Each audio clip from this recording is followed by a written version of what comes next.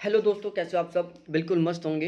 देखो, आज हम इस वीडियो में बात करने वाले हैं आरआरसी रेलवे ग्रुप डी के एग्ज़ाम डेट के बारे में। देखो, बहुत लंबे टाइम से वैकेंसी चल रही है, बहुत लंबे टाइम से उन्हीं उन्हीं किताबों को पढ़ रहे हैं, थक गए अच्छे से, और अभी भी कोई अता पता नहीं है कि पेपर कब होगा। और देखो, एक जायज़ सी बात है, जब हमारे सामने टारगेट नहीं होता तब तक सीरियस होकर पढ़ाई भी नहीं हो पाती है।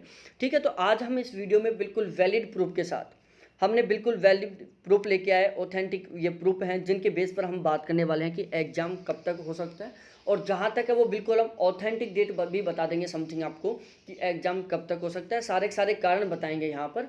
तो मेरी आपसे पहले रिक्वेस्ट है कि यदि आरआरसी कोई भी आरआरसी रेलवे ग्रुप डी के एग्जाम से रिलेटेड यदि कोई भी नया नोटिफिकेशन जारी होता है, कोई भी नया अपडेट आता है या कोई भी बदलाव आता है और उससे आप सबसे पहले अपडेट रहना चाहते हो, तो एक बार चैनल को जरूर सब्सक्राइब करें, वीडियो को लाइक करें और अपने दोस्तों के साथ शेयर करें। प्लीज़ चैनल को जरूर सब्सक्राइब करें। ठीक है, अब यहाँ पर हम बात करने वाले हैं, देखो पूरा पूरा सिस्टम से। सबसे पहले मैं आपको बताऊंगा एसएससी के एग्जाम शेड्यूल के बारे में। अब आप बोलोगे कि सर आप ग्रुप डी के बारे में बात कर रहे हो और यहाँ पर एसएससी का एग्जाम डेट बता रहे हो। देखो, एसएससी ने ये एसएससी के इन एग्जाम्स का डेट फिक्स हो चुका है। देखो, पहले क्या चांस था? पहले चांस था कि रेलवे ग्रुप डी का एग्जाम है वो कौन करवाएगा? टीसीएस करवाएगा। कौन करवाएगा? टीसीएस करवाएगा। ठीक है, ये पूरा पूरा चांस था। लेकिन अब ये जो एसएससी के एग्ज़ाम हैं जिनका शेड्यूल आपके सामने लिखा हुआ है, एसएससी के एग्ज़ाम हैं ये सारे के सारे, और ये एग्ज़ाम कौन करवा रहा है? टीसीएस करवा रहा है। ठीक है, 15 सितंबर, 16 सितंबर, 26 सितंबर, 5 अक्टूबर, 20 अक्टूबर, 21 अक्टूबर, 22 अक्टूबर। ठीक है, ये इनके एग्जाम डेट डाल दी। और ये एग्जाम कौन करवा रहा है? टीसीएस करवा रहा है। आपको पता होगा इन डेटों में, आप देख सकते हो कहीं पर भी कोई लंबा गैप नहीं है। ऐसे नहीं है कि चलो बीच में 1 महीने का, 10 दिन का, मतलब थोड़ा लंबा गैप मिल गया हो जिसके अंदर रेलवे ग्रुप डी का एग्जाम हो सके। ऐसा कोई भी यहाँ पर मेंशन नहीं है, ऐसा कुछ भी अनुमान नहीं लग रहा यहाँ पर कि चलो इन एग्जामों के बीच में थोड़ा ज़्यादा गैप है और उस टाइम में कौन सा रेलवे ग्रुप डी का एग्जाम हो जाएगा। ठीक है, तो इस एग्जाम शेड्यूल को देखते हुए एक बात तो कंफर्म हो गई कि टीसीएस ये एग्जाम करवाने वाला है नहीं। और यदि ये टीसीएस एग्जाम ये करवाता है तो 22 अक्टूबर के बाद ही करवाएगा, उससे पहले नहीं करवा पाएगा। लेकिन यहाँ पर मैं एक थोड़ा सा कॉन्फिडेंस के साथ कह सकता हूँ कि रेलवे ग्रुप डी का एग्जाम टीसीएस नहीं करवाएगा। देखो, यहाँ पर अभी फिलहाल में रेलवे ग्रुप डी में कुछ स्टूडेंट के समथिंग 5.5 लाख लोगों के फॉर्म रिजेक्ट हुए थे। ठीक है, आप सभी को पता होगा।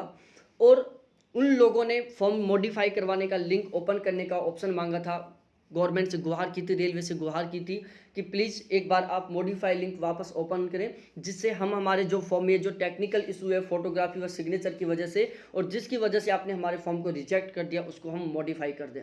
ठीक है, तो इस सिचुएशन में ये एक ऑर्डर का लिंक है। ये एडवोकेट है मिस्टर संजय कुमार राय, इन्होंने क्या किया था? अपील की थी।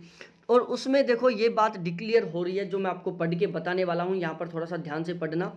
Applicant and the application may be permitted for appearing in the group D examination being conducted by the respondents schedule to held in coming month. ठीक है, यहाँ पर बिल्कुल सीधा पता चल चुका था कि पेपर है जो कब होने वाला है? कमिंग मंथ में होने वाला है। रेलवे ने बोल दिया था भाई पेपर है जो कमिंग मंथ में करवाएंगे। ठीक है, तो जब आगामी महीने में हम पेपर करवा रहे हैं तो जाहिर सी बात है टीसीएस तो ये पेपर करवाने से रहा, क्योंकि टीसीएस को 22 अक्टूबर तक बिल्कुल भी टाइम नहीं है कि वो रेलवे ग्रुप डी का पेपर करवा लेगा। ठीक है, ये उसका एडवोकेट की वो स्लिप है जिसके थ्रू वो काम कर रहा था। ठीक है, अब कुछ लोगों ने जो ये मॉडिफाई के लिए और लिंक ओपन करने की जो अपील कर रखी है, अब हाई कोर्ट पर बचा हुआ है सारा का सारा मामला कि जो कोर्ट है वो क्या निर्णय लेता है।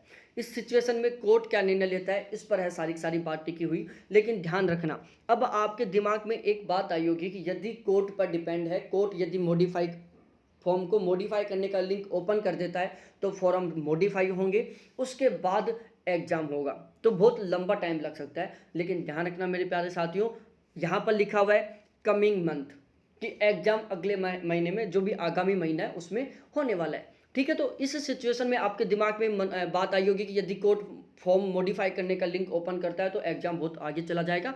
लेकिन ध्यान रखना मेरे प्यारे साथियों, एग्जाम ज़्यादा आगे नहीं जाने वाला, क्योंकि जैसे ही कोर्ट कहेगा कि हम फॉर्म मॉडिफाई करने का लिंक ओपन करो, रेलवे को तुरंत मॉडिफाई करने का लिंक ओपन करना पड़ेगा और तुरंत रेलवे कोर्ट से गुहार करेगा, अपील करेगा कि जिन कैंडिडेटों के ये फॉर्म मॉडिफाई हो रहे हैं, जिन कैंडिडेटों के फॉर्म रिजेक्ट किए गए हैं, उन कैंडिडेटों का जो हम एग्जाम है वो बिल्कुल लास्ट फेज में करवा लेंगे। हो सकता है जिन कैंडिडेटों का फॉर्म रिजेक्ट हुआ है उनको मॉडिफाई करने का लिंक ओपन कर दिया जाएगा और उन सभी का एग्जाम है जो बिल्कुल लास्ट फेज में करवा दिया जाएगा, बिल्कुल लास्ट फेज में। ठीक है, तो ध्यान रहे हाई जो कोर्ट है वो कभी भी नोटिस जारी कर सकता है, कभी भी अपना निर्णय सुना सकता है और उसके बाद रेलवे भी कभी भी डिसाइड कर सकता है कि पेपर कब होगा।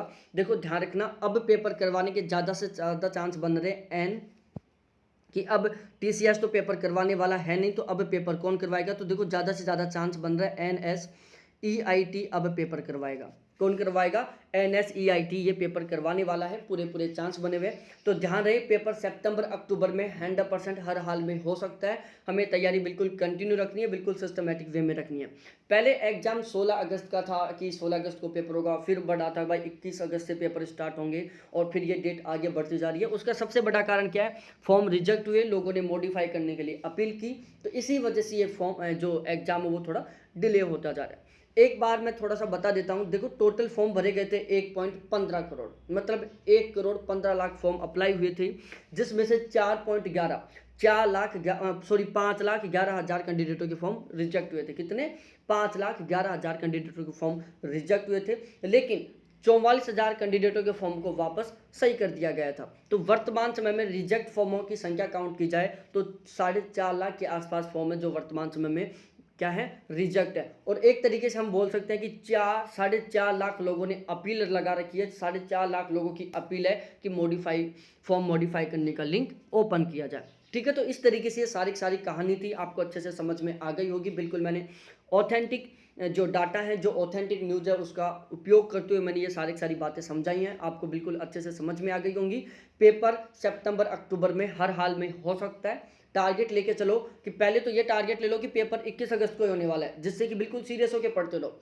जैसे 21 अगस्त को लगे कि अब 21 अगस्त को पेपर नहीं होगा, सितंबर का टारगेट ले लो, सितंबर को हर हाल में पेपर होने वाला है, ये आपके दिमाग में बात सेट होनी चाहिए। ठीक है, बिल्कुल सीरियस होकर तैयारी करो, गजब तरीके से तैयारी करो, इस हद तक तैयारी कर लो, इस तरीके से तैयारी कर लो कि आगे कभी इंतजार ना करना पड़े। क्या ना करना पड़े? आगे कभी इंतजार ना करना पड़े, इसी बार सिलेक्शन हो जाए, मस्त तरीके से नौकरी करें, जॉब लें, सैलरी लें और मस्त तरीके से गजब वाली ज़िंदगी जिए यार भाई।